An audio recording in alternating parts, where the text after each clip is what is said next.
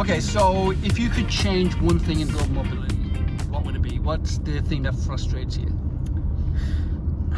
It would be, I would love people to understand more about global mobility and what we do. Yep.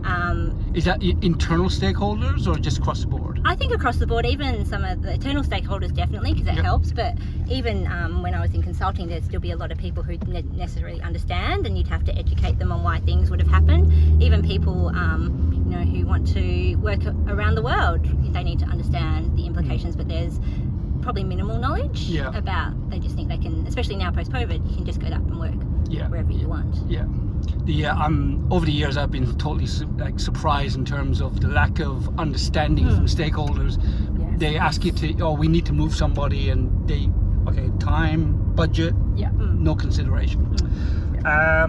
Predictions of the future of global mobility. So we've seen a lot of change in the last few years. It's going to change again. AI. What are your predictions? Any?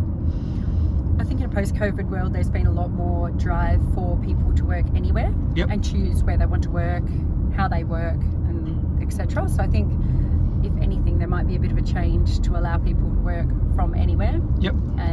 Countries and tax rules will follow, and visas, of course, with nomad visas, etc. I think that will only continue to grow. There'll be increased trust with their employees to be able to work wherever they want to, and with that you get more buy-in from your employees, because you have that privilege of being able to choose where you work and when you work. So as long as you provide your deliverables, then why not?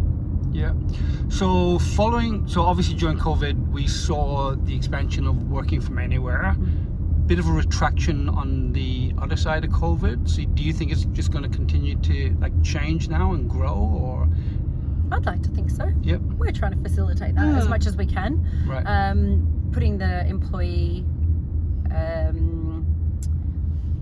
their preferences at front of mind. It's a lot. Sometimes it can be easier to arrange than trying to replace them.